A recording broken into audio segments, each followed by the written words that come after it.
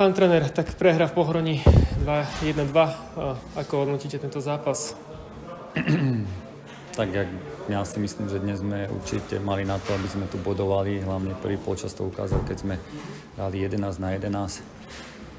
Tam som bol spokojný s prvým polčasom, hlavne do toho vylúčenia, keď sme prišli od druhého stopera. Mali sme tam, neviem, také dve vyložené šance, ktoré sme nepremenili a potom to poznačilo vylúčenie hráča. Prišli sme od ďalšieho stopera a tam už druhý polčas sme hrali bez stopera a to sa ukázalo ako rozhodujúce, lebo superovi tiež vylúčil hráča, len oni prišli o útočníka, my sme prišli o stopera, takže to bolo rozhodujúce a aj keď škoda ďalšia, že sme ten gól na 2-1 nedali skôr, lebo tam ešte sme tam ešte niečo s tým zápasom urobiť. Ako spomínate tú červenú kartu, druhá karta po sebe v zápase, hneď v druhom kole, opäť stoper. Prišli tam na začiatku dve žlté karty, ktoré aj toto poznačili, takže ako sa vyverovať tým kartám? Ako Ervin tam išiel, ale či to bolo priamo na tú žltú druhú? Tak ťažko povedať. Ja myslím, že tá prvá aj keď to bol začiatok zápasu, prvý súboj a tá druhá, čo mi hovoril Ervin, že tam vôbec ho nevidel, že ten hráč do neho vletel, takže ja som to nevidel na videu, ťažko to hodnotiť. Ale hovorím, toto bolo rozhodujúce, alebo prišli sme od ďalšieho stopera v prvom zápase Mišo Bučko, teraz Ervin Mata, musíme sa nejak poskladať ďalej.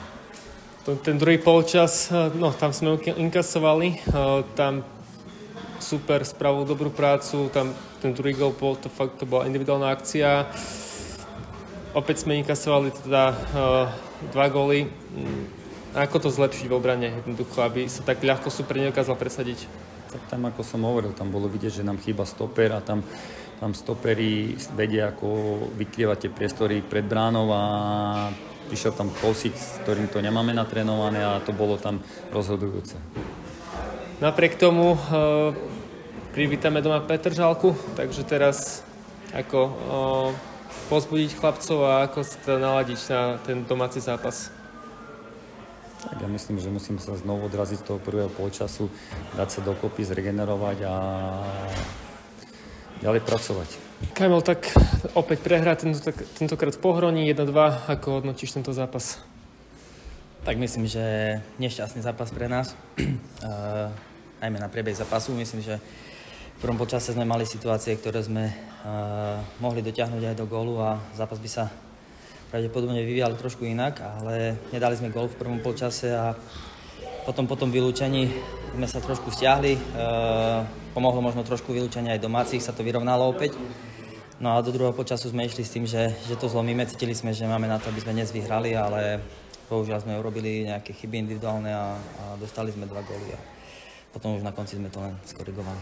No, keď sa hralo 11-11, my sme tam mali naozaj dosť šanci na to.